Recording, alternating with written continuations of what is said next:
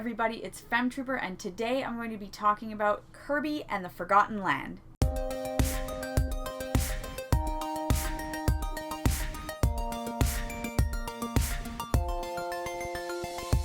So, disclaimer, I have never really played a Kirby game before. It just never happened. I never got into it, even as a kid, like with Super Nintendo. I don't know. It never happened. I never rented a Kirby game. Kirby has been, in my head, like a super easy, boring platformer, and for some reason I've just avoided it, and that is incredibly stupid, and I don't know what I was thinking, but I tried the demo for this game, gave it a shot, and thought it was fantastic. So I thought, well, 100% I'm buying it. So I definitely bought it, I beat it, and it was amazing. Playing this game felt like I was a kid again, 100%. This was like, it brought me back to those like N64 experiences that were just incredible. So much fun.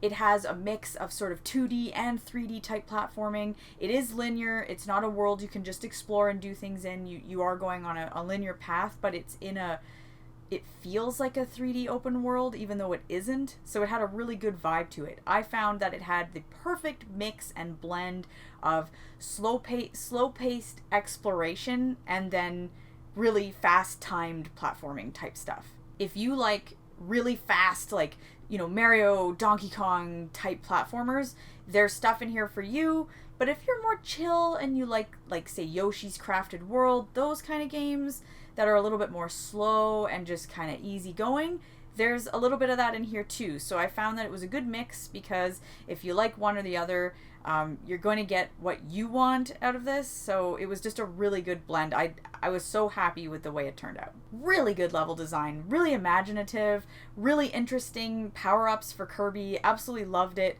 I loved the light bulb when he became a light bulb. That was so cool, because he has the classic Kirby stuff where he, inhales something and then he can get, that power, whatever it is, a boomerang, a sword, whatever. But then he also has like a new thing where he can kind of put himself over something, like a car, for instance. So kind of interesting, like he stretches his whole body and now you become a car, or you become a light bulb, or whatever it is.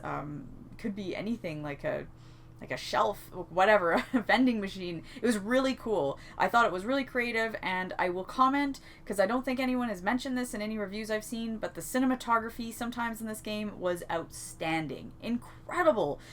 Shots that you've never seen in a platformer like this. Like, you don't expect to see shots like this. I was so blown away. Some of it was in the trailer, but you're playing the game, and the way the camera is and the perspective was just really unique and very, very, well done. Extremely well thought out, and just really made the experience a lot better.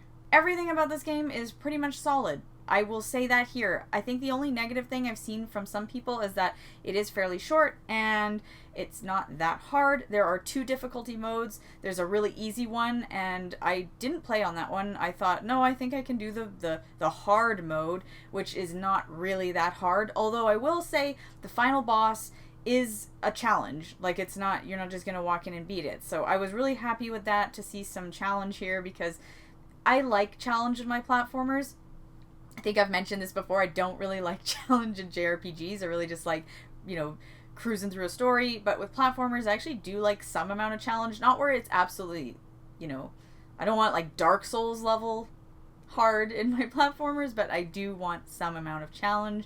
And so this was a really good balance, because it was definitely on the easier side, but that didn't matter, because the game was so charming and fun and just a good time that who cares? It was just a really solid experience. I recommend this to anybody. Definitely a good game for kids, but also doesn't matter how old you are. It was fantastic. I thought the pacing was really good in this game. They are long levels and they felt really good. I think levels maybe took 15 or so minutes, which seems like a long time, because there are some like Mario games that they're like 2 minutes tops kind of thing. So you are definitely like spending some time here, which is why it made me kind of feel like the Yoshi games, where they're chill and you're just wandering and it's very lighthearted. But there were a lot of, more platforming type parts, and that's where the linearity kind of comes in here, and it was just outstanding. I really don't have anything bad to say about this game. I like that it was short because it was nice to come after playing a few long JRPGs and then chill and play some Kirby. Super fun. I am a huge Kirby fan now. I want to play more Kirby games. I'm like, what have I been missing here? I definitely need to get more. I know sometimes it's hard when you start out with a game that's like supposedly, you know, like one of the best ones, because then going back can be harder, and I realize that. But I've heard incredible things about Planet Robobot. Never played it, so I better go get that. So it's kind of nice. I feel like, whoa, a whole new world just opened up to me, and now I have more Kirby games that I'm going to hopefully enjoy and play soon. I'll also comment on the music. Really good, really solid, some really cool tracks. There is a really interesting world that's kind of like a theme park. Another thing I will mention here is the worlds, like it's Kirby in the Forgotten Land, so you're kind of in like this post-apocalyptic world, like where humans are gone, so everything looks abandoned. So you'll be like in an abandoned shopping mall, so there's like grass, kind of, it's like you're like Kirby in The Last of Us or something. It's kind of interesting, like abandoned theme parks, abandoned malls, very different, and I thought that was fantastic because it was kind of realistic, but then you've got Kirby, so it's not realistic at all, but super fun, super charming, absolutely delightful. This is an incredible game. You gotta check it out. Don't miss this one. It kind of just came out of nowhere, and I played the demo and I saw the trailer and it was like, oh, that looks cool, but it really blew me away. I'm so happy with it. It's definitely in my top Switch games now for sure. Absolutely. Just a really cool experience. There's also a little bit more to this game, so if you want to just do the platforming stuff, go for it. But there's also kind of a main town hub that you can go to, and so there's, you can kind of work on building that town and doing stuff there. So there's a little bit more for you, and I will say you can blast through this game like a person like me, because that's my thing. I just want to blast through. That's where I get the fun.